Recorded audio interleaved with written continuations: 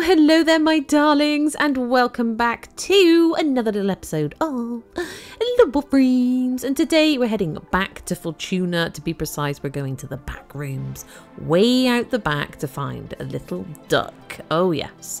Today I'm going to show you how I have been getting on ranking up there, because I wanted to get to a specific amp part, which I already have from my previous playthrough, but I didn't buy the blueprints. It was a whole thing. We'll get into it later, but I want to show you how I've been ranking up there, what the toroids are, where to find them, etc, etc, in case you're wondering. The profit taker, the exploiter orb, all the juicy stuff. Shall we get into it? Shall we? So you head to Fortuna. I'm going to assume that you've unlocked a lot of stuff by the point you get to Little Duck. I can't find specifically whether you have to have got to rank 5 on Fortuna with Udico out here first. You did used to, but I can't find a specific answer now.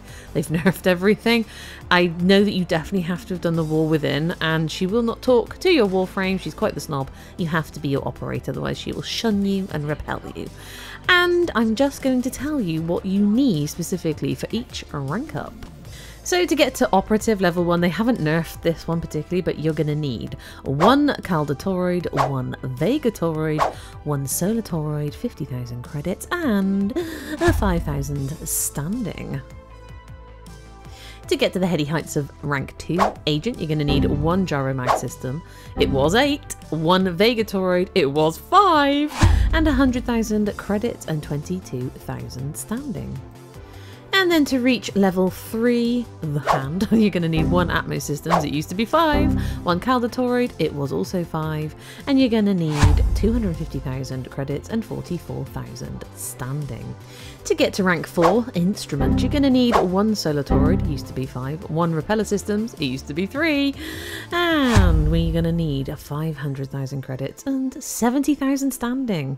And to get to the last one, rank 5, Shadow, you're going to need 1 Crisma Toroid. That's it, it used to be 3. They removed the need for the repeller system.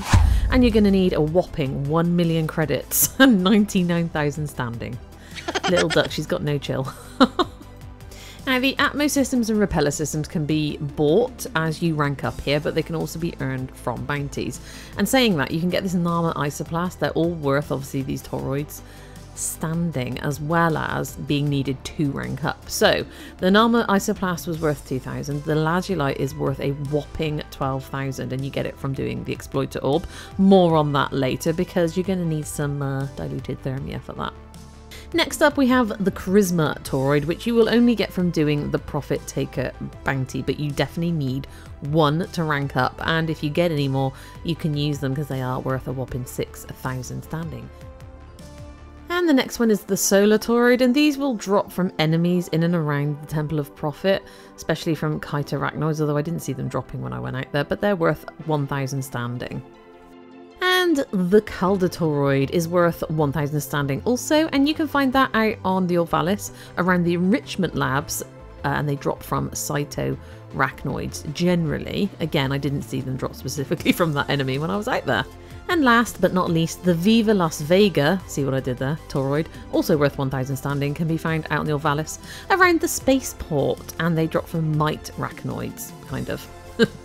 And just a little word here on standing. When you first start the game, you start with 16,000 daily standing cap, but you earn an extra 500 for each MR that you go up by. So my daily standing cap is 32,000, and that will potentially hold you back every day from the fully rank ups. And that's what happened to me during this video. That's enough of my problems though, I won't bore you with those. I mean, maybe I will later. But anyway, out on free roam on the Orvalis, I went solo for this purposes of this video. I headed to the spaceport. As you can see, there's a fast travel pod, so why not travel in luxury? I kind of like the noise it makes. And when you get to these various areas, you basically want the enemies to put these like pinions up, and what this does, think Grand Theft Auto, it gets your notoriety up, and it kind of basically forces more enemies to spawn in. So when you first get there, let the enemies do that. Don't murder everything if you can help it. And there you go, a Vega Toroid has popped up, and my notoriety was what, 2 or 3 at that point. Now, obviously, the higher your notoriety goes, those red dots, those pinions, the more enemies will spawn in. And I don't know if they get higher in level, but it can get a little crazy and hectic. So the advice when you're farming is to take like loot spawners in, like Desecrate on Necros would help, Hydroids, Augment on his Slappy Tentacles would help, maybe Cora. But just bear in mind that it can get a bit tough to survive. I'm terrible at surviving, so I always take Nether. But if I was farming, I would consider a loot goblin Warframe, or I would consider a resource drop chance blessing to help increase the chance of them dropping. Or I would consider investing the 40 plat into a 3-day resource booster and spend a good weekend just farming all this stuff, because every time a Toroid drops, when you have a booster on, a resource booster bought from the market, you get 2, and it's exactly the same for the Crisma and the Lazulites. When you do the bounties, the Exploiter Orb and the Profit Taker, you'll get 2 of each, and boy is it worth it. So for about 10 to 12 minutes work, I got myself 3 Vega Toroids. If I'd had a booster on, I would have got 6. So heading out again to the Orb Vallis to look for Calda Toroids this time. We're heading to the Enrichment Labs this time, and it's exactly the same thing. You've just got to make them mad. Now, I was out here for a while and I only managed to get 1, but I had no boosters on. I didn't bring a booster Warframe, so that might be why. But there is another way. There you go, there's a Calda Toroid, drop in, delicious. If I'd had a resource booster on, that would have been 2. There is another way to get them to drop, and that is to do the bounty that brings you to the same area, so let's have a quick look at that. So to access the same area, but during a bounty, you head to Utica in the back rooms, and you work your way through the Profit Taker bounties, and it's this second one, and once you've unlocked it, you can do it as many times as you like. It's a really quick bounty, and obviously the benefit of going out to this very same area that we were just at after doing the bounty is that you're going to get a bounty reward or 2, plus potentially Calda Toroids dropping, and I believe at this point I had popped either a resource booster or a resource blessing, or both, I can't remember. But as you can see, I've sped it up just for the purpose of this video, but I blazed through, I mean not this quickly obviously, the bounty, and look, a Calda Toroid dropped almost immediately, delicious now. And I ended up being out here, ooh, Calda Toroid, for about 20 to 25 minutes, just merrily murdering giant things, and I picked up 9 Calda Toroids for my troubles, and that's with boosters, I believe. And now onto the Sola Toroids. We're going to the Temple of Profit. Conveniently, there's a blink pad to take us straight there. And it's the same vibe. We don't want to kill all the enemies outright. We just want a couple of them to put those little pinion things up to get our notoriety up. And look, we just got here and they've dropped a Sola Toroid. And I should say, if you have a resource booster, 2 would appear on the screen there. So I don't think I had a resource booster on the Calda Toroids, but I think I had a resource drop chance blessing, and that will potentially increase how many drop. And if you bring a loot goblin Warframe, again, it might increase your chances of getting more like Hydroid or Cora with their augment mods for their abilities, or Desecrate on Necros maybe.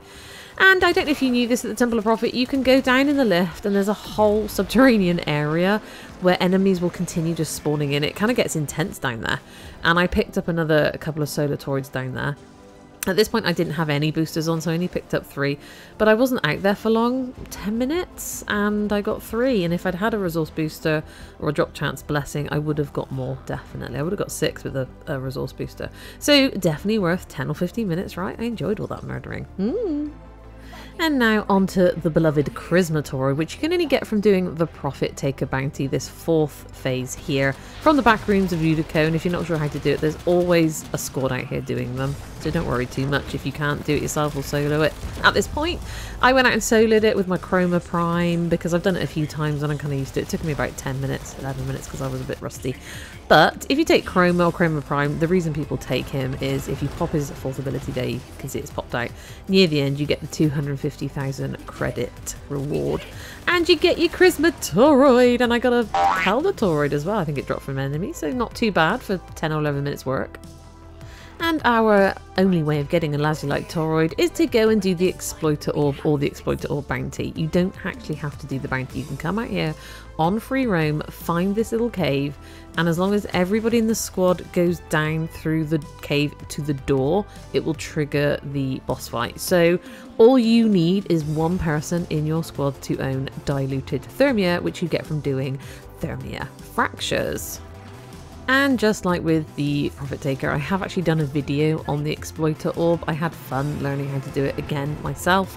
So go and check that out for the whole entire, like, how to do the Exploiter Orb, if you so wish to. It is very doable, as long as you have that diluted thermia, or somebody you know has some, and they're willing to come down with you or start the bounty, etc, etc. So once you've taken her frosty pipes down, she'll head out onto the main Orvalis, where you take on the rest of her, and you've got to heat her up essentially. Overheat her, you know, get her all sweaty, and there's like a 3-phased attack. Got to make sure that her little coolant bots don't come and cool her down in the meantime. So you can do it solo, definitely, as I've done many times, but it's so much easier in a squad, especially if one person's on like making thermia duty, one person's keeping an eye on coolant arachnoids. You know, just working together as a team, or just kind of like mildly control chaos. It's all fine. And there you go. She laid her Lazulite Toroid like an egg.